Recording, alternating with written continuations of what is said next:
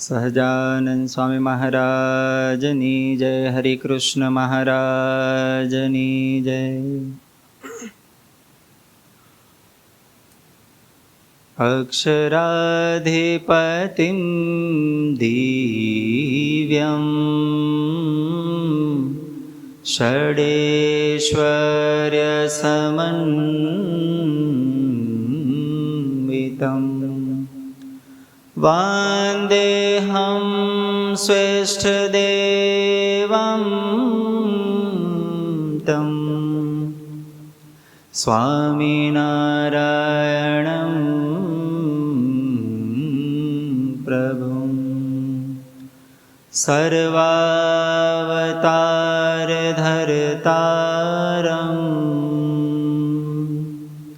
ભુક્તિમુક્તિપ્રદાયકં વંદેહં શ્રેષ્ઠદેવં तं હરિકૃષ્ણં મનોહરં હરિકૃષ્ણં મનોહરં. ઓમ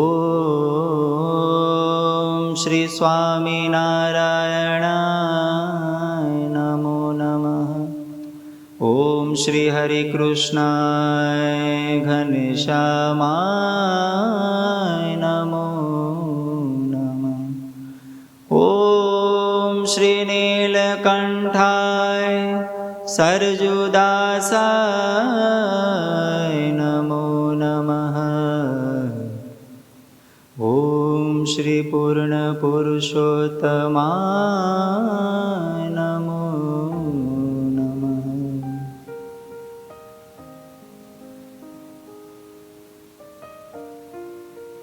આપણી સભામાં બિરાજમાન સાક્ષાત હરિકૃષ્ણ મહારાજ, પરમ વંદનીય બધા સંતો, આપ સર્વે યુવાનોને ભાવથી જય સ્વામી. ભક્તોને દાદા બેઠા છે ને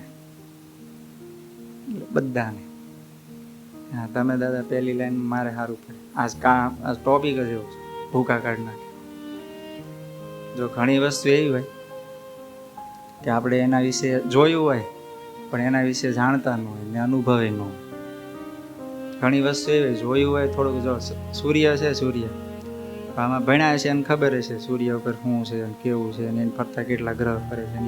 પણ આપણે જોયો હોય રોજ પણ કંઈ એના વિશે જાણવી જ ખરા? અનુભવ છે? અડવા ગયા છે કંઈ નહીં ને, એટલે બીજી તો કાંઈ ખબર ન હોય. ઘણી વસ્તુ એવી હોય કે જોયું હોય, જાણતા હોય, અનુભવ. રાજકારણ જોયું છે, ભાઈ મોદી સાહેબ પીએમ છે, એના વિશે જાણવી છે કે ભાઈ પીએમ હોય ને આવું કરવાનું હોય, નેતા હોય ને આવું કરવાનું હોય, પૈસા થોડા ખાવાના હોય, બધું કરવાનું હોય, એનું કામ છે. અનુભવ છે આપણે ભાઈ રહ્યા કોઈ ઉભા સીટ બીટ નહીં ને. હવે એક એવું છે, અનુભવ છે, જોયું હશે, જાણતા નથી. એવી એક આઈટમ છે, માથાની ફરેલી આઈટમ છે. એનું નામ શું? આજનો એ આપણો ટોપિક છે. ઘણા બધા છે, એમાંથી આપણે એક લેવું. દુઃખ.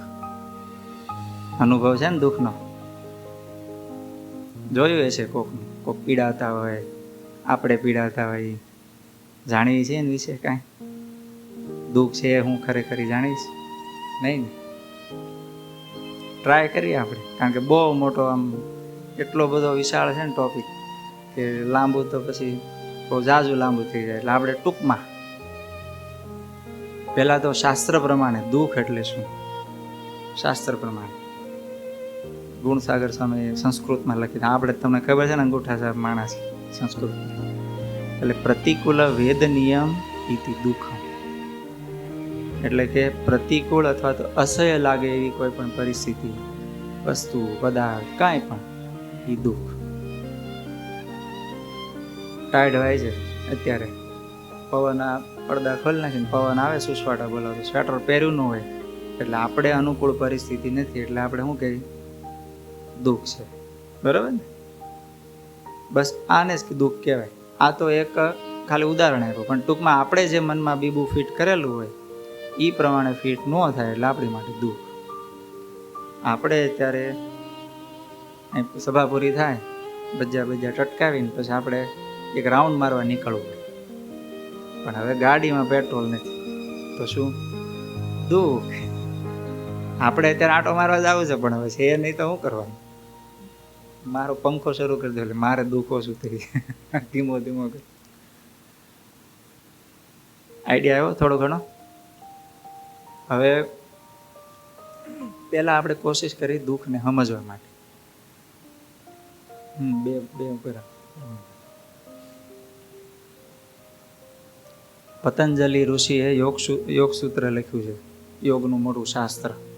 આપણે એમાં કંઈ જાણતા નથી, પણ એમાં એમણે એવું કીધું, પરિણામ તાપ સંસ્કાર દુઃખેર ગુણે વૃત્તિ વિરોધાશ્ચ દુઃખમેવ સર્વ વિવેકી. મને સંસ્કૃત નથી ખબર, પણ એનું ગુજરાતી કરું, ગુજરાતી આપણને બધાને સમજાય છે એવું છે. વિવેકી પુરુષ માટે પરિણામનું દુઃખ, તાપનું દુઃખ અને સંસ્કારનું દુઃખ, 3 પ્રકારના દુઃખ છે. આપણે બધા વિવેકી છે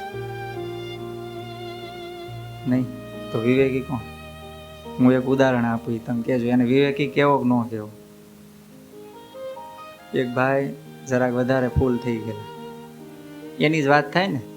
હા, એટલા બધા ફૂલ થઈ ગયા આજુબાજુ કોણ છે ખબર ન રહે. એને એમ લાગે મારા મિત્ર છે, એમ બધા હારે જ આવ્યા હતા ને પીવા. તો એ બાજુવાળાને કે તું ક્યારે પોલીસ વાળો થઈ ગયો? એમ જરાક ફૂલ થઈ ગયેલા એટલે ભાઈ કે તું ક્યારે પોલીસ વાળો થઈ ગયો? એમ પછી ઓલાય ફેરવીને એક મૂકીને ઉતર્યો ને પછી કે લે બીજા લાગે છે. આને વિવેકી કહેવાનું નહીં. બીજું એક ગામડાના ભાભા, આપણે એમથી જૂનવાણી વાતમાં પ્રેમ છે.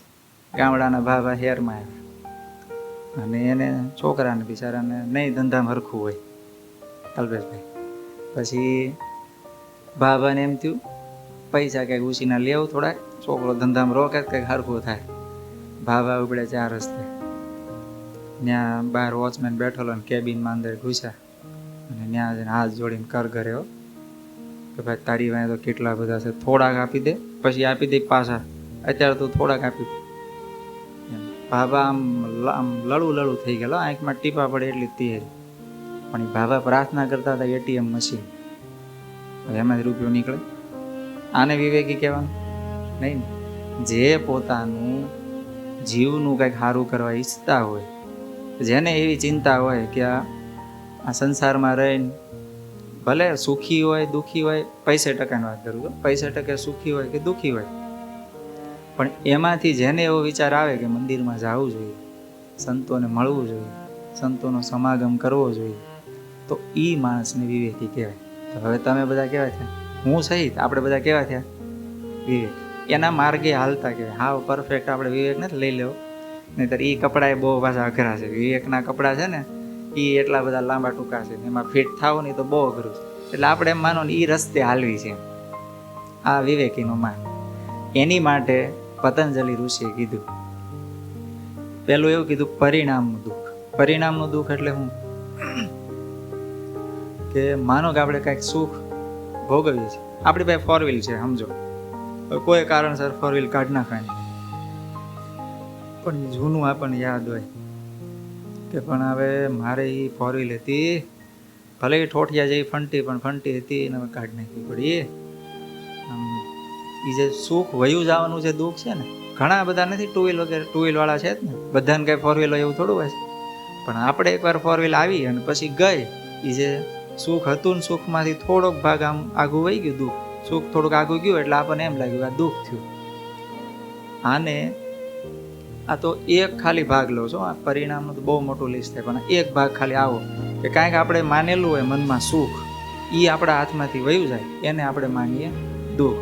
આ ઓલા જેવું, એક ભાઈ નફો ઘણો થયો એને, પણ આમ ઘરે આવીને એના ઘરના માણસ પાસે રોદડા એ કે પણ આ વરદ આખું આમ ધૂળ ધાણે થઈ ગયું. એમાં કોઈક સંતો આવ્યા એના ઘરે પધરામણી કરવા, એટલે સ્વામી પાસે તે બધું પૂજન થઈને પછી બેહે ને, પછી બેઠા, અરે સ્વામી આ વરની વાત જ કરવામાં ભૂકા કાઢી નાખી, એટલું બધું નુકસાની, હું નુકસાની. પછી ઘરેથી એના ઘરના એના છોકરાને કહેવાય કે સ્વામીને કહેજો આને કાંઈ દુઃખ નથી, દર વર્ષે 10 કરોડ રડતો હતો, આ વર્ષે 5 કરોડ જ રડ્યો છે. સમજાણું? 10 કરોડનું જે ધારેલું હોય એમ 5 કરોડ ઓછા રડ્યા એટલે એને શું માને? દુઃખ. બસ આનું દુઃખ. બીજું પતંજલિ ઋષિ એવું કીધું કે તાપનું દુઃખ. આમ તાપ એ સંસ્કૃતનો શબ્દ, પણ એના પ્રમાણે ગુજરાતી વ્યાખ્યા પ્રમાણે એવું થાય કે આપણને કાંઈ પણ વર્તમાન પરિસ્થિતિમાં દુઃખ આવે. માનો કે આપણે હાલ્યા જાણ ઠેસ આવી, ટૂંકમાં અત્યારે ચાલુમાં આપણને જે દુઃખ આવતા હોય, મનમાં અત્યારે કંઈક ચિંતા હાલતી હોય કે ભાઈ હા કાલ સવારે ખાવાનું શું થશે, અત્યારે કંઈ ખિસ્સામાં છે નહીં તાંબડી અને ખાવાનું કેમ થાય, એ જે બધા ટેન્શન છે એવું કાંઈ, હા તો ભલે એવા કાંઈ પણ ટેન્શન હોય, એ બધું દુઃખ આ ટાઈપનું દુઃખ કે જે વર્તમાન પરિસ્થિતિમાં આપણે અનુભવી રહ્યા છે. એ બધું આપણી ભૂલને લઈને પણ હોય અને બીજા કોઈ પણ કારણથી હોય, એ દુઃખ જ છે. એક આ દુઃખ છે. ત્રીજું દુઃખ એ છે સંસ્કારનું દુઃખ. આજે મેં શ્લોક બોલો ને એમાં ત્રીજું આ સંસ્કાર એટલે શું? પૂર્વ સંસ્કાર. તમે એક ઉદાહરણ આપો. નાના હોય આપણે ઘણી વાર ખબર ઘણા પંખાની બીક લાગે. નાના હોય ને ત્યારથી આમ હાવ બેહી ગયેલું, પંખા નીચે એ ન હોય, એ આઘો જ હોય. આમ પંખો એક્ઝેક્ટ આમ હોય ને તો અહીંયા પથારી કરે એટલે પડે તો અહીંયા પડે એમ. કારણ કે નાના હોય ને ત્યારથી ભય ગરી ગયો એ દુઃખનું. તે મોટા થાય તો એ રહે. એ કેવું કે આપણે નાના હતા ત્યારે એક ભય આવી ગયો પંખાનો, તો એ પછી ગમે એટલા મોટા થાવ તો એ રહે જ ભય. આને કહેવાય સંસ્કારનું દુઃખ. આ તો એક ખાલી સામાન્ય ઉદાહરણ, પણ આ વસ્તુ કેવી છે? નાના હોય ત્યારે અમુક કુટેવ પાડી હોય, અમુક ન કરવાના ધંધા કર્યા, અમુક ન કરવાના સ્વભાવ ડેવલપ કર્યા હોય. કેવા કે આ શરીર જ છે, બરાબર, ચામડી છે. લગભગ બધા વાડીએ ગયા છો ને, ખેડૂતના દીકરા છો કે ગર્ભ શ્રીમંતના દીકરા મોટા ગાયકવાડ સરકારના દીકરા જ નથી ને તો કદાચ ખેતર ન ગયા. હવે વાડીએ તો ગયા છો. આપણી ચામડી આ બધી ધૂળને રજને આમ શરીર ઉપર લાગે, એનાથી કાંઈ પ્રોબ્લેમ થાય ન થાય. પણ ઘણીવાર હવે અત્યારના જે ટેણા હોય બધા નાના નાના ટેણિયાઓ બધા, હવે એને તમે વાડીએ લઈ જ ન જાઓ, બરાબર. અત્યારની આ બધી સુખ સાહેબીમાં ઉનાળો થાય એટલે ફાટ લઈને એસી વાળી રૂમમાં નાખી દો. એ ત્યાં બેઠો બેઠો એસી વાળી રૂમમાં એ ચોપડી લઈને વાંચે. એ ભડભાજર હું નવું કરી દેવાનું હોય ખબર નહીં, પણ હવે એ વાંચતો હોય. હવે આટલી નાની ઉંમરમાં એને આવી રીતે ટ્રેન કરો, ગામડે લઈ જઈને વાડીએ એમને ચપલા કાઢીને ઢેફામ દોડાવો નહીં એને, તો હવે થોડું કંઈ ઠંડી પડે ને એટલે એને વેસીલીને 17 પ્રકારના ડબ્બા જોઈ. શું કામ? ચામડી ફાટી જાય ત્યાં. થોડી કંઈ ટાઈટ હોય એટલે તરત સ્વેટર જોઈ, થોડી કંઈ ગરમી થાય એટલે બધું એને એસી જોઈ. હાલે જ નહીં, બહાર ટીપા પડવા માંડે પડશે, પણ શરીરે રિએક્શન આપે. બસ આ બધી જે નાના હોય ત્યારથી પાડેલી સંસ્કાર કહેવાય એક પ્રકારને. એમ આ શારીરિક વસ્તુ કહું. આવું ને આવું માનસિક. ઘણા કેવું હોય, નાની ઉંમરમાં જ બધા સુખ દુઃખ ભાળી ગયા, તો ગમે એવું મોટું ગમે એવી પરિસ્થિતિ આવે એ માણસ બધી આમ મૂંઝાય નહીં.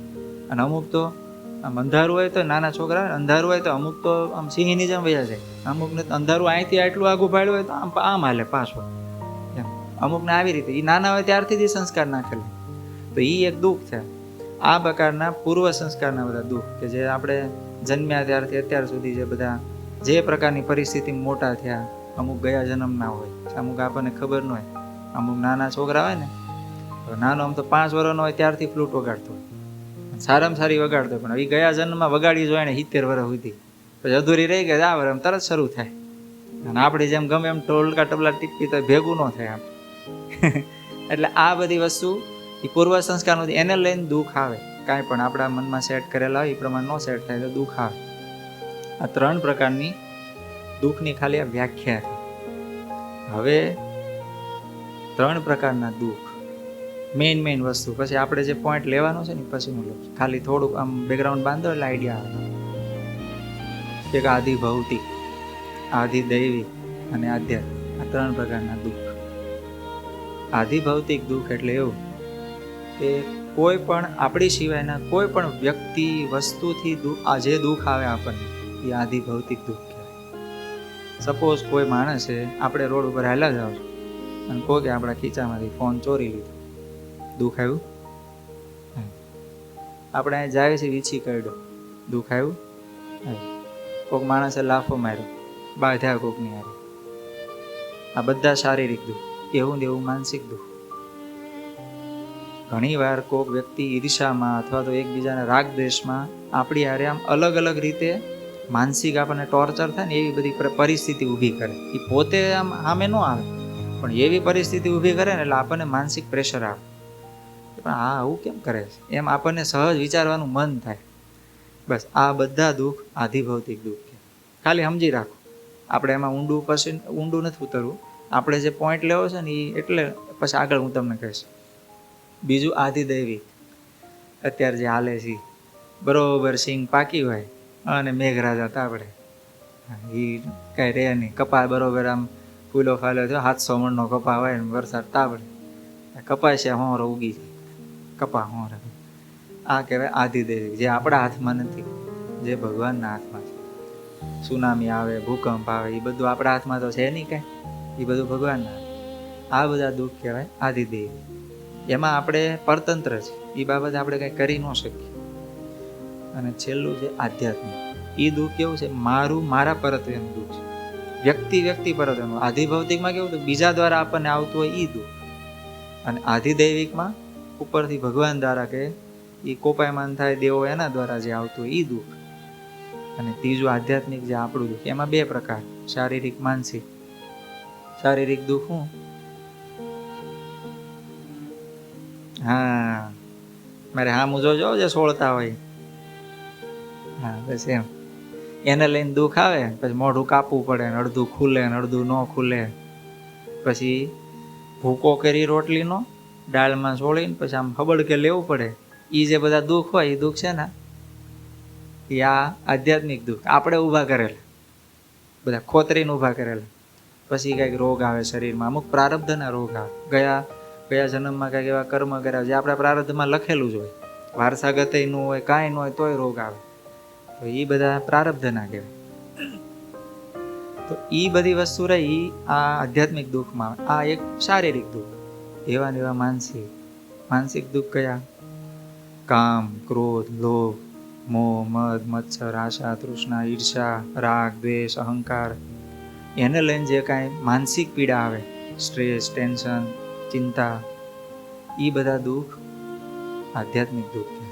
અને એ વ્યક્તિ પરત્વેના હોય. એક શેઠ બધો પેઢી ચલાવતા, જૂના જમાનાની વાત, પેઢી ચલાવતા. એટલે એટલું બધું ધન, 7 પેઢીનું એની પાસે, 7 પેઢી ખાય ને તો ખૂટે નહીં ને એટલું એની પાસે ધન. અને શેઠને ચિંતા 8મી પેઢીની, કે 8મી પેઢીનું શું થશે. ગણતરી બધી પરફેક્ટ માંડેલી. એક વ્યક્તિ, માનો કે મારી ઉંમર અત્યારે 60 વર્ષની થાય, શેઠ આમ વિચારતા 60 વર્ષની ઉંમર છે, મારો દીકરો 100 વર્ષ જીવે, એની ખોરાકી કેટલી? આટલી. પછી એને માનો કે 3 છોકરા થાય, એની ખોરાકી કેટલી થાય? આટલી થાય. 3 પણે જોજો શેઠનું ગણિત.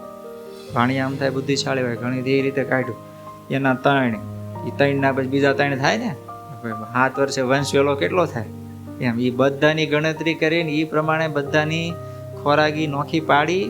અને પાછું અત્યારે શેઠની ઉંમર 60 વર્ષની છે, એમ પછી જનરેશન બદલાય, એમ કિંમત ઘટે, મીન્સ મોંઘવારી વધે, એ બધી ગણતરી કરે ટકાવારી શેઠ. એ પ્રમાણે 7 પેઢીના પૈસા, 8મી પેઢીની શેઠને ચિંતા. શેઠાણી આજે ઉતા હોય એટલે શેઠ થોડુંક થાય તો પડખા ફરે, મોડી ઊંઘ આવે. શેઠ મોડી ઊંઘ આવતા વિચારજો. શેઠને બરાબર મોડી ઊંઘ આવે. શેઠાણીને એમ ક્યારેક થાય, પૂછે નહીં. પછી એક દિવાળી ન રહેવાનું, રાતે પૂછું 12 વાગે, પછી એની ચિંતા છે તમને. આપણે કાંઈ ઉપાધિ છે, છોકરા બધા રાગે પડી ગયા, પેઢી તમારી આંકવા માંડ્યા, અને કોઈ પ્રકારની ચિંતા. એવા બુદ્ધિશાળી દીકરા ભગવાને આપ્યા છે, બધું સાચવી લીધું છે, તમારે હવે કાંઈ કરવાનું નથી, ખાલી ભજન કરો. આમ શેઠાણી સમજાવે 12 વાગે, પણ કે બધી વાત સાચી થાય. 7 પેઢીના છે મારી પાસે, પણ 8મીનું આમ ચિંતા કરે. શેઠાણી કહેવાય આને તો આ મનમાં ઘૂસી ગયું છે ને, ચિંતા કાઢવી તો પડશે. શેઠાણી આઈડિયા કર્યો. ગામમાં રામજી મંદિર ને એના પૂજારી એવા ભગત, આજનું મેળવું હતી, કાલની ચિંતા ન કરે, આવા ભગત. એ બધાને ખબર, આખા ગામને ખબર. શેઠાણીએ એક દિવસ જાય અને સીધું આપ્યા વહેલા, કે લ્યો પૂજારી બાપા, ભગવાનને ધરાવજો ને તમે પ્રસાદ લેજો.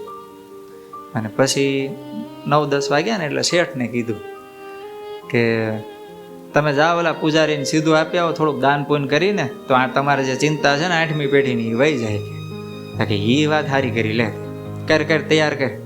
પછી શેઠાણીએ સીધું આપ્યો, એટલે શેઠ એ ટોપલો બોપલો લઈ હારે ઓલો પહાય તો એને ઉપાડે, ઓલા પકડ ભાઈ હાલ ઉપડ્યા. પૂજારી પાસે ત્યાં પહોંચ્યા, પૂજારી બધું સેવા પૂજા કરી અને પછી બહાર આવ્યા. તો શેઠ કે લ્યો પૂજારી મહારાજ આ સીધું. તો કે ના મારે હવે સીધું નથી જોતું. સંતોષી હતા એ, એના ઘરના ખબર એટલે આગળ આપી આવ્યા. તો મારે સીધું નથી જોતું. તો કે કેમ? તો કે આજનું સીધું આવી ગયું. અરે પણ કે કાલ થાય, કાલ લ્યો ને, કાલ હાટું હાલે, આ તો 2 દી હાલે એટલું છે, તમે તાર ચિંતા શું કરો?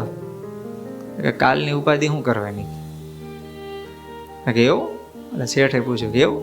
હા આજ કોને દીધું? ભગવાને જ દીધું છે ને, આપી જ ગયો ને તમારે પહેલાં કહો, તો કાલે આપી નહીં જાય? અત્યાર સુધી કોઈ ભૂખ્યો નથી રહ્યો. આમ શેઠે ઓલા પૂજારીએ કીધું.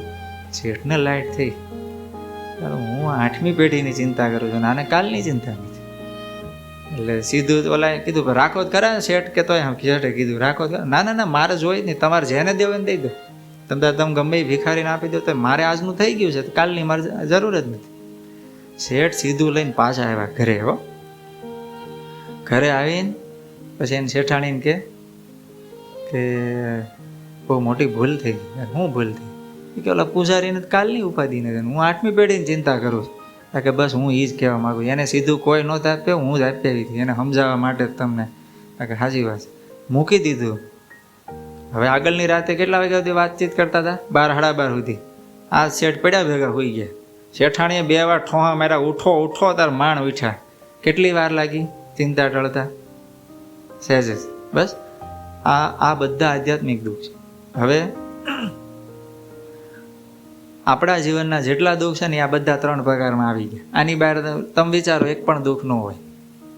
આધિ ભૌતિક, બીજા દ્વારા આવતું દુઃખ, આધિ દૈવિક, ઈશ્વર ભગવાન દ્વારા આવતું દુઃખ, અને આધ્યાત્મિક આપણે ઊભા કરેલા.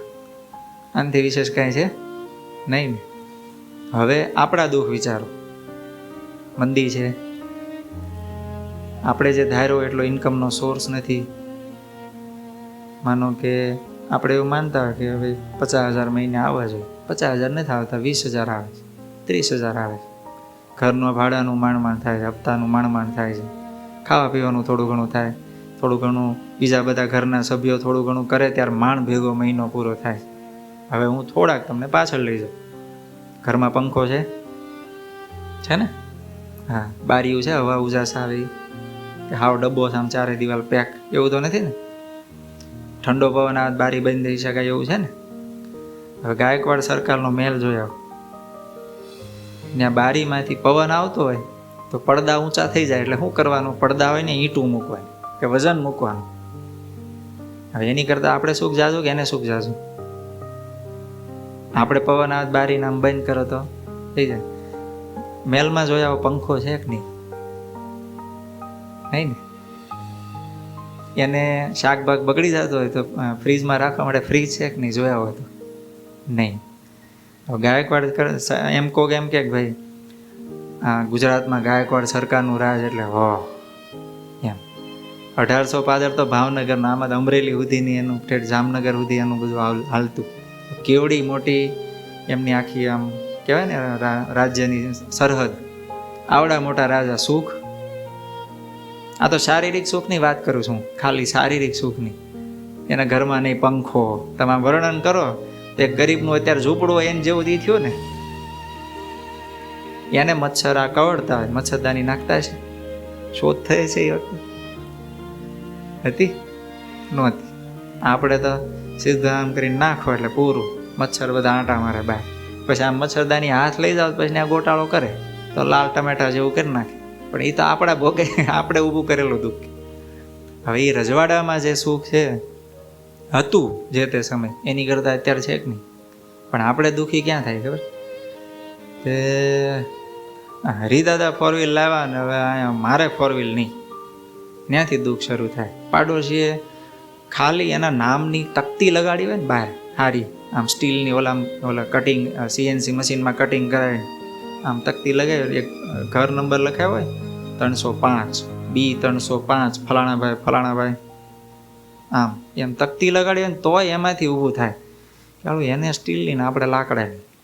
એણે CNC મશીનમાં આમ સરસ કટિંગ કરાવીને એકદમ આમ એમ્બોસ કરીને લગાવેલી. અને આપણે આવું લાકડાનું છે ને ઉધાઈને કીડીયું બધી આંટા મારે, ખબર નહીં ક્યારેક એક તકતી હાટું આપણે દુઃખ ઊભું કરી. શું ફરક પડે? તમારે આપણા ઘરે જે આવવાના હોય મહેમાન એને ખાલી ફોન કરીને એમ કહો કે ભાઈ તું B-માં 305માં આવતો રહેજે, ત્યાં તકતીને ફોટો મોકલો છે ને ફોન કરી કે આ મારું એડ્રેસ છે, અહીં આવી જશે એમ કહો ફોનમાં. કોઈએ કર્યો એ સાહસ કે ભાઈ તકતીનો ફોટો પાડીને મોકલો? નહીં ને, ખાલી ફોન કરી ભાઈ આ સૌંદર્ય પેનમાં આવતો રહેશે ભાઈ B305માં 315માં એમ. બરાબર, આટલું જ હોય છે ને.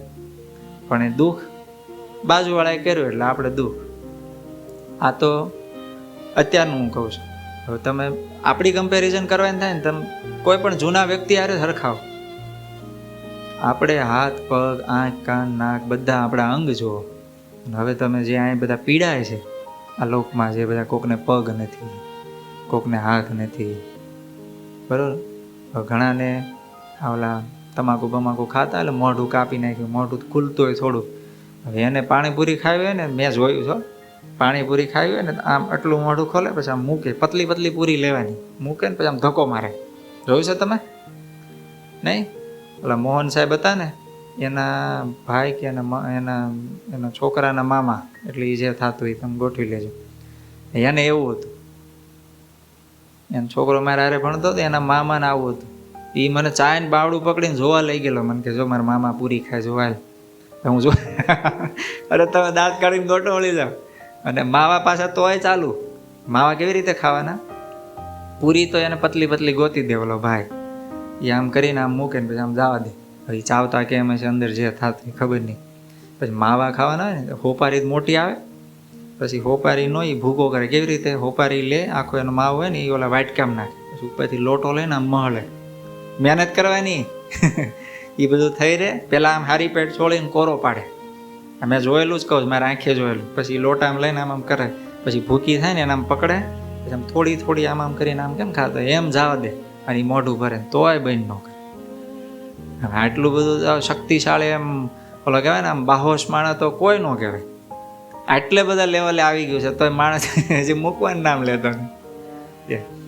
હવે આને આને આના પ્રમાણે જોવો તો આપણે સુખ છે કે દુઃખ છે? એના પ્રમાણે જોવો તો સુખ છે. હવે તોય આપણે પાછું ચાલુ રાખી તો હવે પછી દુઃખના એંધાણ આપી જ છે. એટલે આનું જોવે ને આપણે આપણો ફેરફાર કરવાનો છે. વસ્તુ પરિસ્થિતિ કાંઈ બદલવાની નથી. હું એમ કહું મંદિરને તમે હું ધક્કો મારશો, ફૂંક મારશો, મંદિર ઉડી જાય. અને બધા અત્યારે માનો કે આટલા છો, આવા તમે 1000 જણા એ સુરતના બધા ભેગા થો મંદિર કાઢી શકશો? એ તો વૈશ્વિક મંદિર છે. એમ કાંઈ તમે 15-17 જણા 15-17 લાખ મણા ટીંગાવતો હોય એમ કાંઈ ફેર ન પડે એમાં. પણ એ પરિસ્થિતિમાં કેવી રીતે સ્થિર રહેવું, કેવી રીતે બેલેન્સ રહેવું, આપણી જિંદગીમાં જે હોય ને આપણી પાસે એમાંથી કેવી રીતે સુખી રહેવું ને, બસ એ આપણો મેઇન આજનો ટોપિક છે. કે અત્યારે મેં જે વાત કરીને આ બધા દુઃખને વર્ણન કર્યું. હવે આનાથી વિશેષ દુઃખ હોય ન શકે.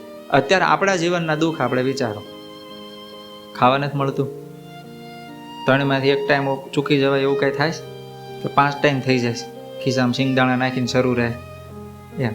હવે 5 ટાઈમ ખાવા મળતું હોય આવું તો પહેલાં કોઈ ન. હજી થોડાક જ પાછા આવ્યા જાઓ ને દાદાના વખતમાં, આપણા બધાના દાદા, આમ માનો હરિદાદા છે ને એને જોયું છે.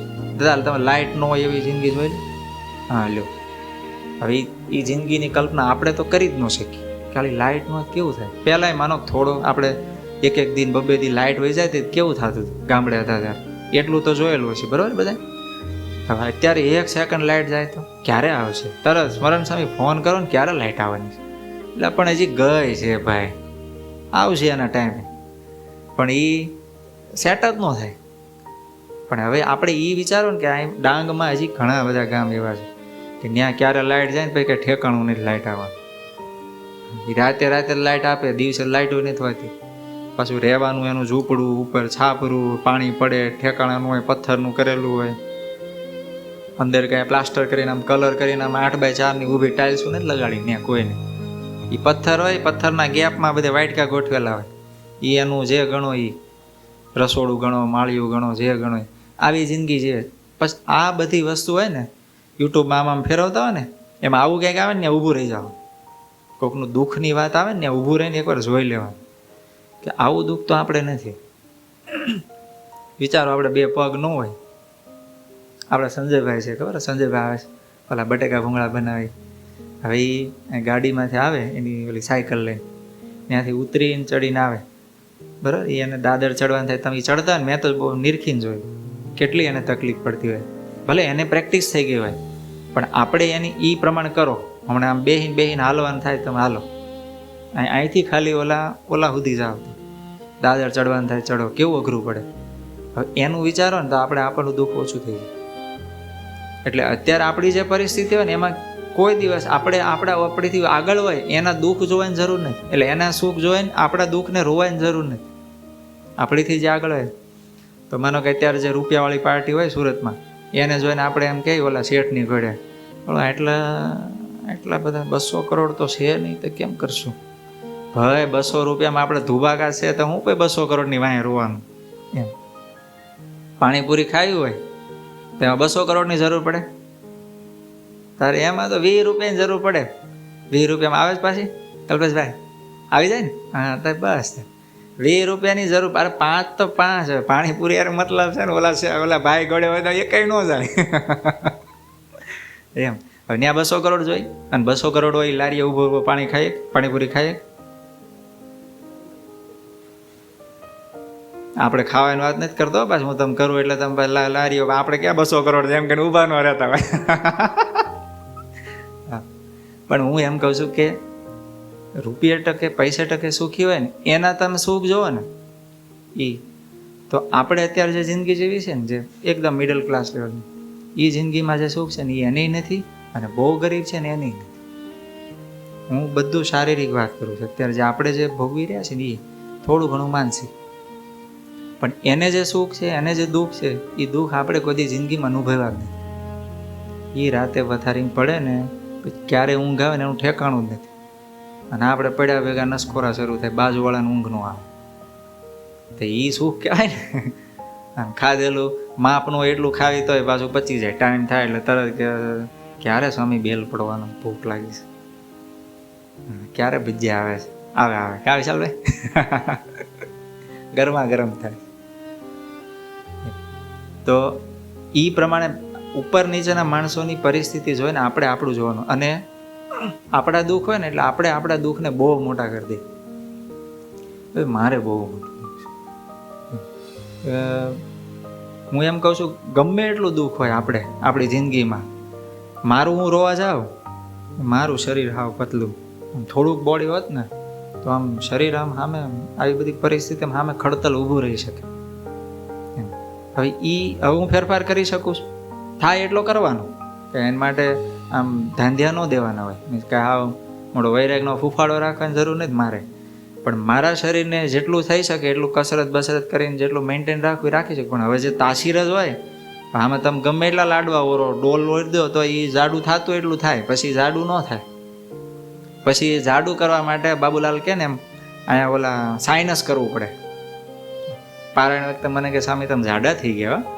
મેં કીધું શું વાત કરે, મને કે આ બધું ફૂલી ગયું, પણ એ ફૂલી તો ઓલા સાઇનસને લઈને થયું હતું. હા લાલ ટમેટા જેવો થઈ ગયો તો હું તો ફર્સ્ટ ક્લાસ, પણ એ પછી એવું કરવું પડે, એ વાસ્તવિક ન કહેવાય એમ. પણ હવે એ હું મારા દુઃખને રોયા કરું કે હું જાડો નથી થતો, કે શરીર આમ થોડુંક તો ખડતલ હોવું જોઈએ, એવું નથી.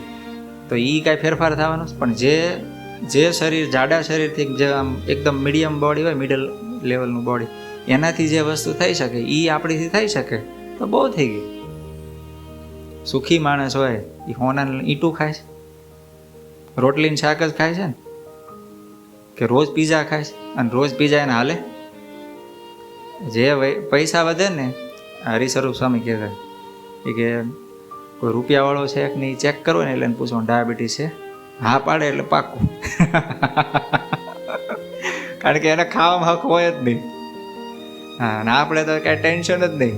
હા લારીએ ઉભા રહે, લાવો ભાઈ પાણીપુરી લાવો, આજ નિવેડો લાવે પાડે છે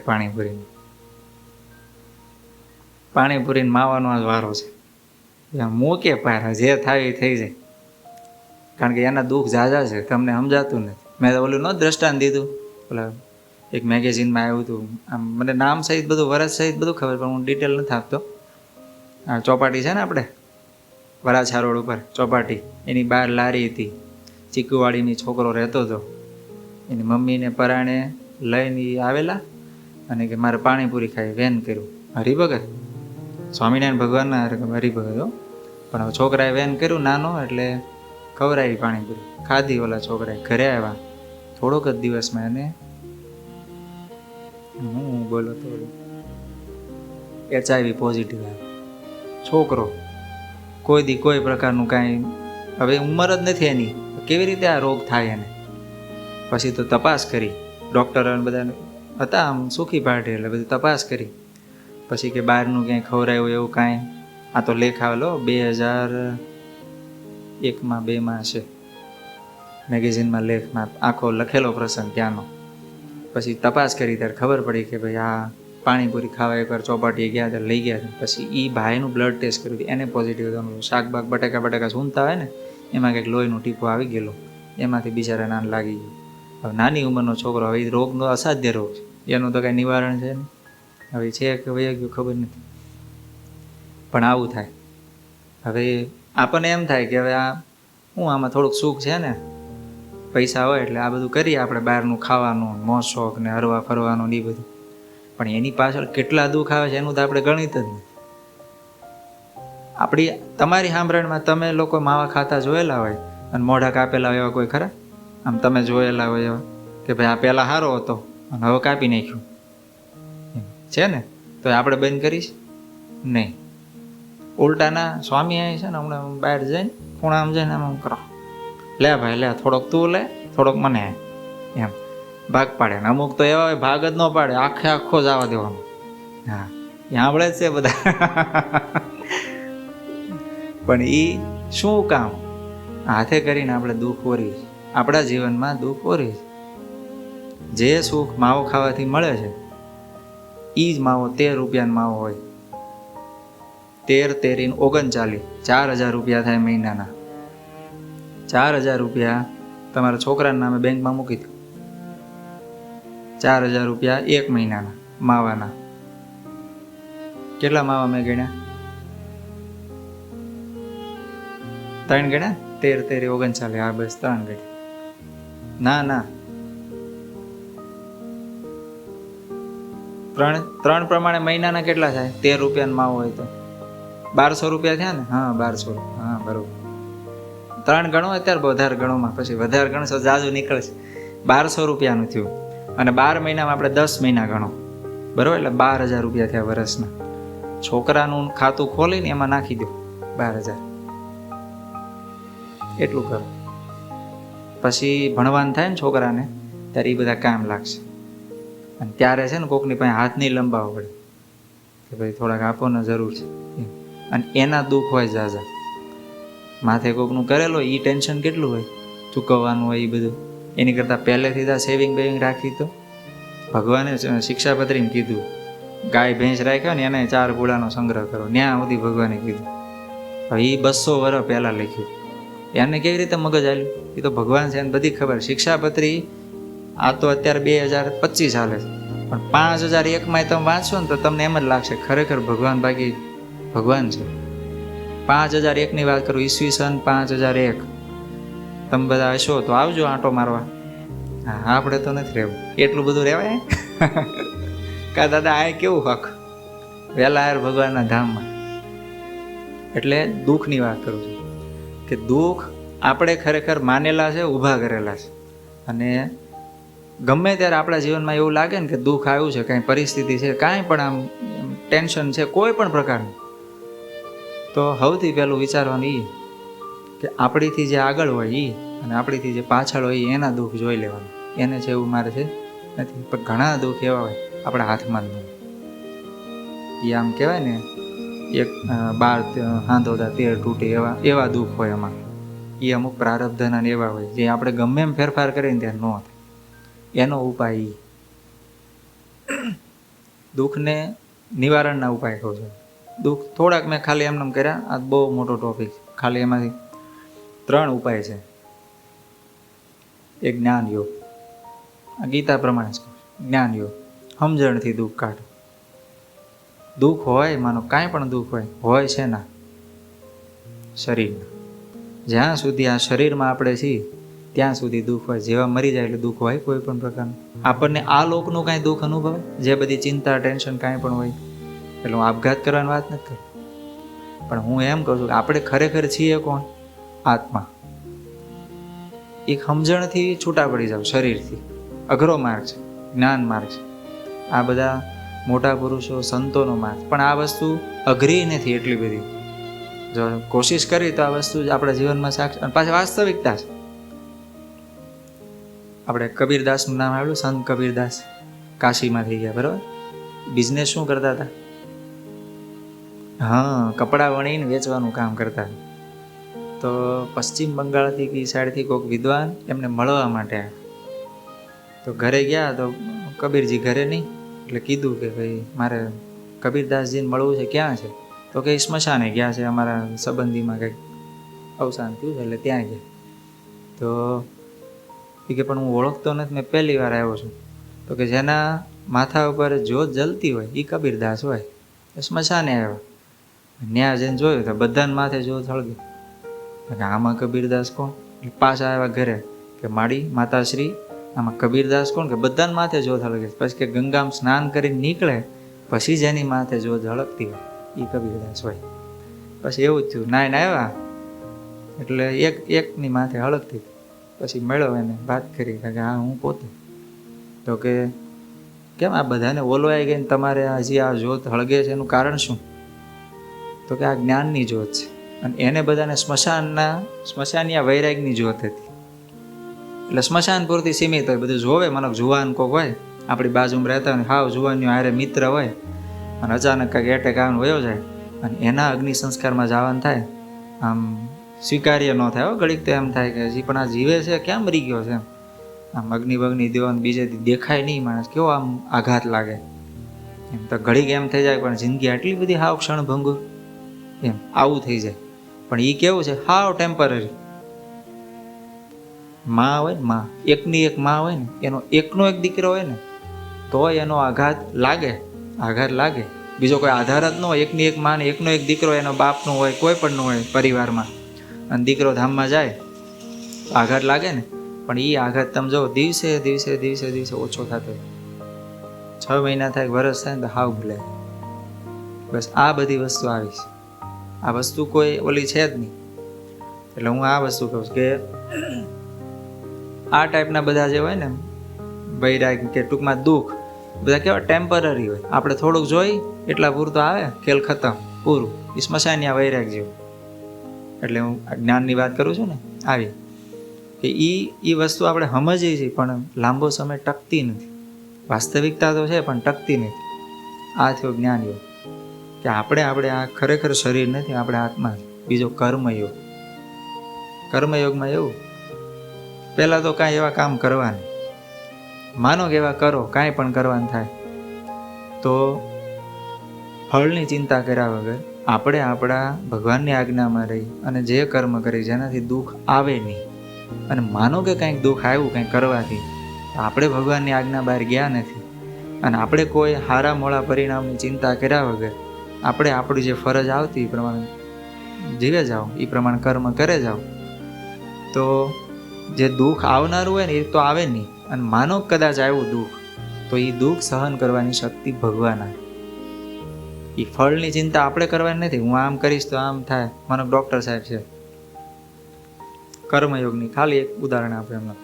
માનો ડૉક્ટર સાહેબ ઓપરેશન કરતા હોય, હવે કાંઈક એવું ક્રિટિકલ ઓપરેશન આવ્યું અને સાહેબ એમ માને આ ઓપરેશન તો સક્સેસ જવું જ પડે, આની ઉપર તો આપણે આબરૂ છે, જો આ સક્સેસ ગયું ને તો આપણું નામ થઈ જશે. એમ આમ વિચારીને ઓપરેશન કરવા જાય.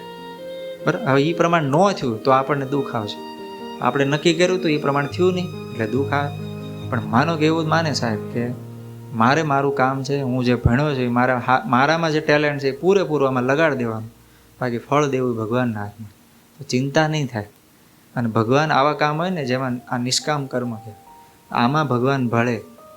અને એ જે એનું કંઈક ખરાબ ફળ આવવાનું હોય ને તો ભગવાન ભળીને બધું ફેરવી નાખે. અને એવા તો આ સુધી ઘણા આપણે કિસ્સા સાંભળ્યા છે ને એવું બનેલું છે. આ આખો જે દુઃખના સિદ્ધાંતમાં ઉપાય માટે આ કર્મયોગનો આખો ઉપાય. અને ત્રીજો છે ભક્તિ યોગ. આમ એકદમ કહેવાય ને આમ ટેન્શન ફ્રી ઉપાય.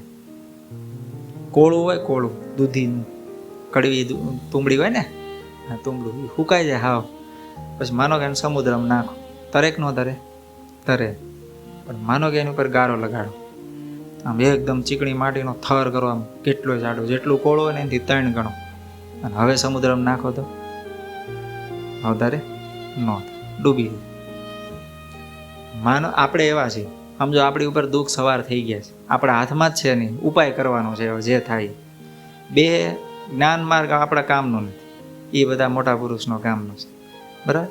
અને કર્મયોગમાં આપણે ધ્યાન રાખી, હવે ન રખાણું ત્યારે દુઃખ આવ્યું છે કે આપણે જે પ્રમાણે કરવું જોઈએ એ પ્રમાણે નથી કર્યું, દુઃખ આવી ગયું, આપણા હાથમાં નથી રહ્યો કેસ. હવે શું કરવાનું?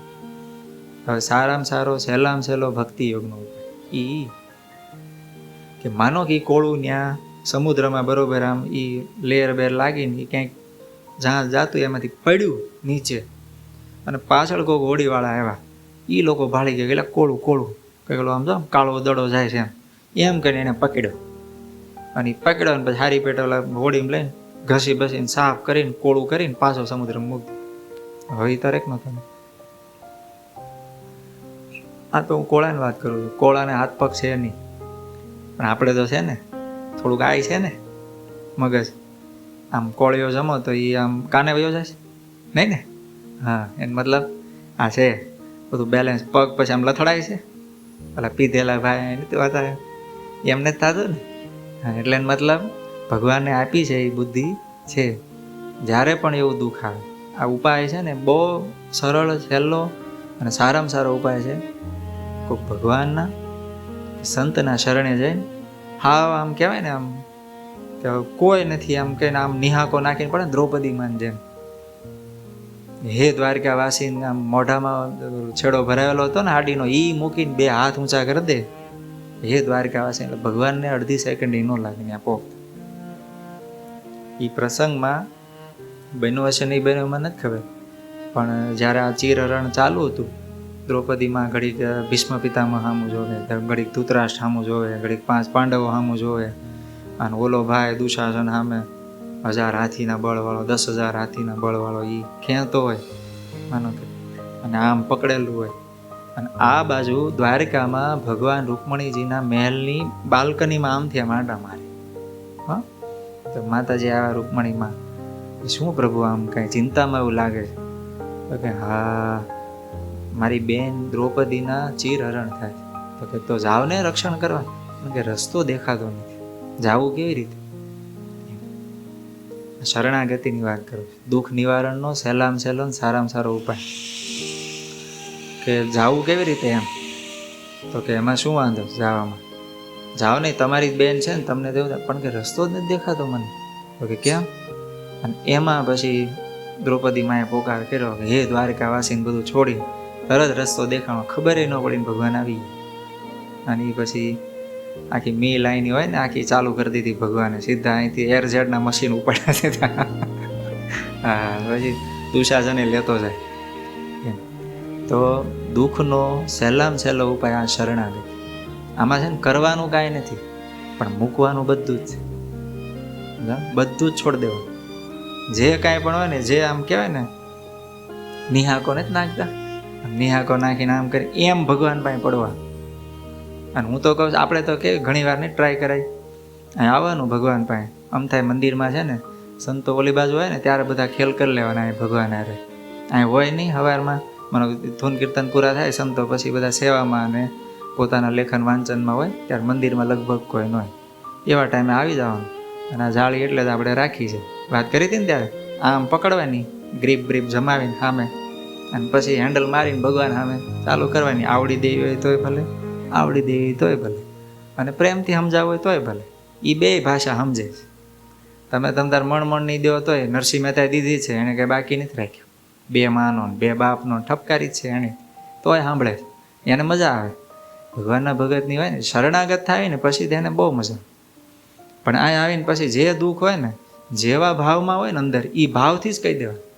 માનો કોકે આપણને માર્યા વગર વાંકે ઠપકાર્યા, હવે ભગવાન આપણે એની પાસે કાંઈ કહી શકીએ એમ નથી. હવે માનો કોઈ હટ્ટો કટ્ટો પઠ્ઠો માણસ હોય, હવે એ બે આંટી ગયો, આપણે એની સામે શું કહે, ડોળા કઢાય, એ બીજી બે મૂકે.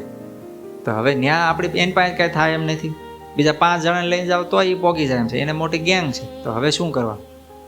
તો આ એક ઉદાહરણ આપું છો, પણ આ પ્રમાણે બધા દુઃખ લેવાનું. ભગવાન પાસે આવીને કહેવાનું, ભગવાન કેવા માણા બનાવ્યા તમે. એક તો પાછા હટ્ટા કટ્ટા બનાવો, પાછા બુદ્ધિ નો આપો તમે એમ. વાંક એનો તો નાટી ગયો મને, આમ કહેવાનું ભગવાન. સમજાણું? એ બધું સમજે છે. હા, એ બધું. અને સૌથી મોટું એ આપણે કહીએ ને, આપણને એમ થાય કે એ સાંભળતા નથી, આ મૂર્તિ છે. એવી કોઈ સાહસ જ ન કરતા એ બાબત વિચારવાનું. આપણે જે બોલીએ ને એક એક શબ્દ બધું સાંભળે. તમારે પ્રૂફ કરવું હોય, માનો કે તો થોડીક આપણે ભક્તિ જમાવો અને વાતચીત કરતા થાય ને પછી ભગવાનને કહેજો, ભગવાન હું 3જું ભણતો હતો ત્યારે મેં ઓલા બમ પાયો, ત્યારે ઓલાને મેં પગેથી પાડ્યો હતો. તો એ તમારા લખાણમાં છે, તરત ચોપડો કાઢીને કાઢશે. હા જો 3જા ધોરણમાં તારીખ ફલાણી રોજ અહીંથી તું નીકળ્યો સ્કૂલેથી અને ઓલો છોકરોની હાલ્યો જતો, તે પગ મારીને પાડ્યો હતો. જો આ તારીખ, આ વાર, અને આ એનો ફોટો, આ એ છોકરો છે. એને ભાઈ બધું જ હોય છે. તો આપણે જઈને ખાલી કહેવાનું છે મેં આવું કર્યું છે, આ ભૂલ થતા થઈ ગઈ છે, હવે તમારા હાથમાં છે, બધું બચાવી લે. તો ભગવાન હથેળીમાં રાખે છે. અત્યાર સુધી જેટલા પણ સંત એકનાથ કે કોઈ પણ તુકારામ, દુઃખ એના જીવનમાં ઓછા ન થયા, પણ ભગવાને એને દુઃખ પડવા નથી. આ 3 ઉપાય આખા, એમાં સૌથી સહેલો આ શરણાગતિ. હાલો માનો કે શરણાગતિ ન થાય, આમ ખબર નહીં, દુઃખ પોકારવાનું મન જ નથી થતું કે ભાઈ ભગવાનને જઈને આપણે શું કામ કહેવાનું. તો હવે છેલ્લો અને સહેલો અને કાંઈ માથાકૂટ અહંકારવાળો ઉપાય. શરણાગતિમાં અહંકાર છોડવો પડે. આમ શરણાગત થાવ એટલે દાસ થવાનું થાય ને, એમાં અહંકાર મૂકો. પણ અહંકાર હોતું દુઃખ આપણે ટાળવું છે. તો હવે સ્મરણ કરો, અખંડ સ્મરણ કરો, સ્વામિનારાયણ સ્વામિનારાયણ સ્વામિનારાયણ સ્વામિનારાયણ સ્વામિનારાયણ સ્વામિનારાયણ. થશે શું ખબર? ભગવાન સ્મરણ કરવાથી અહંકાર આપણો ઓગાળશે અને શરણાગત કરશે પરાણે. ઉપાય તો એ જ લાવવાનો છે, પણ પછી ઓલું કડક બહુ હોય ને અહંકાર, પછી એને ઓગાળવો પડે, એ દિવાલ તોડવી પડે. એટલે પછી સ્મરણથી દિવાલ પતલી થાય, ધીમે ધીમે ધીમે ધીમે ધીમે, પછી ધીમે ધીમે હાવ તૂટે, પછી ભગવાન શરણે લઈને પછી દુઃખ ટાળે. એટલે સ્મરણ, શરણાગતિ, આ 2 છે ને ભક્તિ યોગના ઉપાય છે. અને અત્યારે તો આપણે તો કેટલા ભાગ્યશાળી છીએ, ભગવાન પાસે આવીને કહ્યું, ન્યા આસ્થા ન બેહે સંતો પાસે આવીને કહ્યું કે સમય આવું દુઃખ છે. આપણું ન સાંભળે તો એમનું તો સાંભળે છે ને ભગવાન. એ પ્રાર્થના કરશે આપણા વતી, 2 મિનિટ ધોઈને કરશે ને ત્યાં ભગવાન હલબલી જાય કે ભાઈ આનું કંઈ ખરખું કરવું પડશે. નથી ઘણા દાદા માં ને ધામમાં જવું હોય ને ત્યાં કહે કે ભાઈ હવે ધામમાં જવું છે, થોડી પ્રાર્થના કરો ને. ભેગા થઈને બધા ધોઈને કરે, બીજા ત્રીજા દી થાય તા કે બાબા ગયા ધામમાં. હો હા. તો એ સંતોની કૃપાથી થાય. એટલે દુઃખ, હવે આખા ઓલાનો સાર કહી દો. દુઃખ ક્યારે પણ દુઃખ અનુભવાય, ચિંતા આવે, ટેન્શન આવે ત્યારે સૌથી પહેલાં કોકનું જોઈ લો. એની કરતાં મારે તો સારું છે ને એ જોઈ લો. કાંઈ વિચાર ન હોય તો ગાયકવાડ સરકારનું જોઈ લેજો તમે, કોઈ પણ જીવન. એને જે દુઃખ હતા ને એવા આપણે કોઈ દી નથી થવાના. માનસિક દુઃખની વાત કરું છો, રજવાડા હોય ને તો આજુબાજુમાંથી કોઈ હુમલો કરે ને આ તે એ બધા દુઃખ હતા. આપણે કોઈ હુમલો કરે, ઘરનું તાળું અંદરથી બંધ કરો, આગળ યારો મારો, પછી કોઈ આવીને ભલે ને ખખડાવતો, હવારે ખખડાવે, શું ફેર પડે? કાંઈ નહીં. તો એ કેવી રીતે, એ લોકોને જે બધા દુઃખ હતા પહેલાં સુરક્ષા જ નહોતી. એટલે આ બધું વિચારીને આપણે આપણા દુઃખને હળવા કરી નાખવા. પહેલાં તો આ સમજણથી આવી રીતે કરવું. માનો કે એ ન થયું કાંઈ પણ, આ ઉપાય ન આવેલો, તો પછી જ્ઞાનનો ઉપાય હોય, શાસ્ત્ર બાસ્ત્ર વાંચનનો રસ હોય, પોતાના વિશે વિચારવાનું ટેવ હોય, અંગ હોય, ખરેખર હોવું જોઈએ. તો પછી હું આ શરીર છું, એમ હું આત્મા છું, અને ખરેખર સાચું છે. આપણે બધા પાછા માનીએ છીએ, જોઈ છીએ, પણ એ ટાઈમે યાદ ન રહે. હા. અને છેલ્લો પછી શરણાગતિ, હેલામ હેલો, હારામ હારો ઉપાય. કાંઈ મગજ આંકવાનું નહીં, કાંઈ ટેન્શન લેવાનું નહીં, અને શાંતિથી ભગવાનના સંતના શરણે વહી જવાનું. એ કેમ કરી નાખો પૂરું, શ્રીપતિ, દુઃખ ગાયબ. અને દુઃખ હોવા છતાંય સ્ટેબલ રહેવું ને, એ ખરેખર હવે દુઃખ છે ને એની વાત કરું છું. માનો દુઃખ છે, શરણાગતિ લીધી, સંતોન શરણે ગયા, તો દુઃખ વયું નથી ગયું. પણ એનાથી ફાયદો ફેર શું પડે? દુઃખ તો એનું જ રહે, ખાલી એ દુઃખ નથી ને એવું મનમાં ફિટ થઈ જાય કે આ દુઃખ થોડું કહેવાય, વસ્તુ એની જ હોય, આપણને દુઃખ ન લાગે. આ અહીંયા ઝૂંપડામાં મજૂર રહે છે, એને ટાઈટની વાત હોય, બરાબર? ઉનાળો હોય ને, ઉનાળો, એ મજૂરના છોકરા અહીંયા રેતીમાં ને બધે ઉઘાડા પગે આંટા મારતા, એમ બધા જોયેલા છે, બરાબર? એને કાંઈ ન થાય. અને આપણે ઘડીક જાય ને તો તરત ઊનવા થઈ જાય, બાથરૂમ જવા જાય તો બળે, એટલું થઈ જાય ને એને કાંઈ ન થાય, એ તો રેતીમાં હોઈ જાય. તો એને દુઃખ નથી. એને સેટ કર્યું મગજમાં કે એને દુઃખ ન લાગ્યું આ વસ્તુ, આપણને દુઃખ લાગ્યું. આવી ટાઈટના એ બધા હોઈ ગયા છે. ભાઈ ગોદડામાં, એક ગોદડામાં 4 જણા ભેગા હોઈ ગયા છે. એ એક ગોદડામાં એ બધા હવારે પાડ દે, અને આપણે 2 ધાબળા 3 ધાબળા ઓઢી ત્યારે માણ હવાર પડે. એ ટૂંટિયું વળી ગયા હોય આખા, પથારીમાં કઈ બાજુ માથું છે ગોતવા નીકળવું પડે. આટલી પરિસ્થિતિ તો આપણને આનો વિચાર ન આવે. કોક દી માનો કે એક ધાબળો ઓછો આવ્યો, કોઈ મહેમાન આવ્યા ને વળી કાઢવાનું થયો, એને દેવાનું થયો, તો શું ફરક પડે? પણ આ એ પરિસ્થિતિ છે જ નહીં. એટલે હું કહું છું કે આવી બધી વિચારી અને આ બધું કાઢી નાખવાનું. એટલે દુઃખમાં દુઃખ હોવા છતાંય આમ દુઃખ નથી ને એમ માનવાની, એમ માનીને જીવવાનું. આ બધા સંતો જે બધા થઈ ગયા, તુકારામજી કે એકનાથ કે આપણા નંદ સંતો, બધા દુઃખ ઓછા નહોતા કાંઈ, પણ એ કોઈ દુઃખને ગણ્યા જ નથી. એ થોડા દુઃખ કહેવાય. એમ એ દુઃખ છે ને આ શરીરના છે. આપણે શું દુઃખ છે? કાંઈ દુઃખ નહીં. એમ એટલે કોઈ પણ પરિસ્થિતિ હોય, આ તમારા ધંધામાં, પૈસાથી માંડીને બધી જ, એ બધી પરિસ્થિતિમાં આ જ વસ્તુ જાળવી રાખો. અને ખરેખર સત્સંગ કરવાનું, આ લોકનું જે ફળ છે ને, આ લોકમાં જે સુખી થવાનું ફળ, એ આ છે કે સત્સંગ પરિસ્થિતિને જ બદલી દેતો. તમારા પ્રારબ્ધનું જે હોય એ કાંઈ સત્સંગ ન બદલી દે. હા, ભગવાને 2 વરદાન માગ્યા એટલે પ્રારબ્ધમાં કન્સેશન મળે, સોળીનું કાંટે આવી જાય. પણ એ કાંટો તો આવે, જે આવવાનો હોય તો આવે જ. પણ સત્સંગ કરવાથી, સંતોનો સમાગમ કરવાથી કે સંતોના શરણે જવાથી એ કાંટાનું દુઃખ હોય ને, એ દુઃખ ન અનુભવાય. એ હસતા મોઢે સહન થઈ જાય. એ એમાં સ્ટેબિલિટી રહે કે આ તો આમ જ હોય, આ તો આમ હોય જ ને, એમાં શું વાંધો. બસ આ વસ્તુ આપણે આજના આ જે અત્યાર સુધીની વાત થઈ એના નીચોડ રૂપે હું કહું છું. કાંઈ પણ પરિસ્થિતિ આવે, હું 2 માર્ગ છોડો, જ્ઞાન માર્ગ, કર્મયોગ, જ્ઞાન યોગ, કર્મયોગ છોડો, ભક્તિ યોગની વાત કરું. ભગવાનના શરણે જાઓ, ભગવાનનું સ્મરણ કરો. આ 2 ઉપાય એવા છે કે આપણને ભગવાન સુધી લઈ જાય અને આ લોકમાં ક્યાંય કોઈ પણ પરિસ્થિતિમાં એક સહેજ પણ દુઃખ ન આવવા દે. આ કામ એમનું છે. પણ 2 ઉપાય આપણે કરવાના. અને સ્મરણ તો કેવી વસ્તુ છે, અત્યારે બેઠા છો, મારું મોઢું જોઈને આમ કરી એની જગ્યાએ હમણાં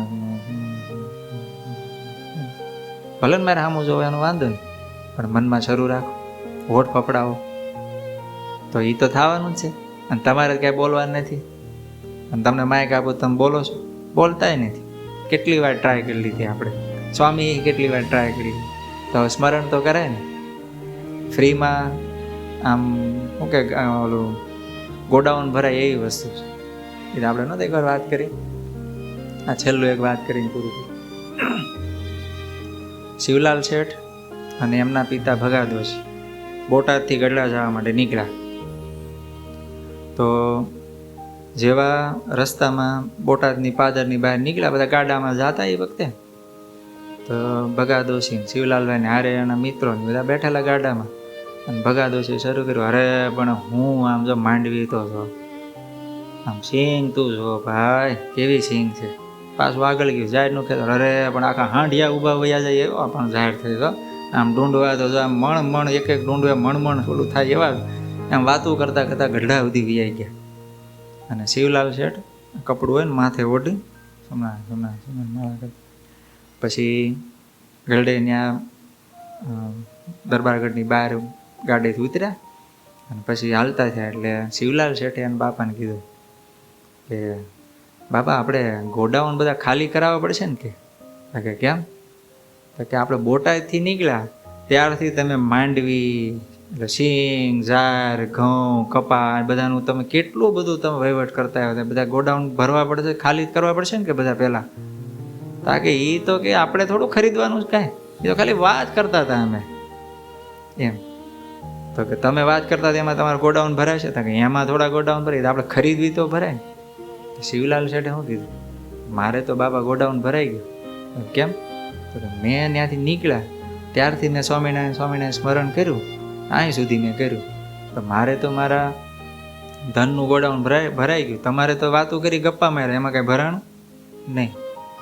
બસ આ વસ્તુ. આપણે અહીંથી ગાડીને કીક મારી નીકળી, 2 જણા હોય બરાબર, કલ્પેશભાઈ અને પાટીદાર બે બેઠા હોય ગાડીમાં. અહીંથી જાય ને શરૂ કરે, અરે પણ કેનલમાં પાણી એવું છે ને કાંઈ. પછી ને આ ટ્રેનવાળાને અત્યારે જ આવીને ઊભું રહેવાનું થાય. પાછા આમ રિંગ રોડે જાય, ઓલા કાવું મરીને નીકળ્યો. પેન કરતા અહીંથી શરૂ કરી સ્વામિનારાયણ સ્વામિનારાયણ સ્વામિનારાયણ સ્વામિનારાયણ સ્વામિનારાયણ સ્વામિનારાયણ ઠેઠ સુધી થઈ જાય ને એમ. અને કાવું મારવાવાળા મારે, એમાં શું વાંધો? આપણે આપણી રીતે સેફ રસ્તો કરી નીકળી જાય. વસ્તુ એની છે ને. એ વખતે ગાડામાં જતા હતા, આવી રીતે વાતો કરતા, ને આપણે અત્યારે આમ કરી.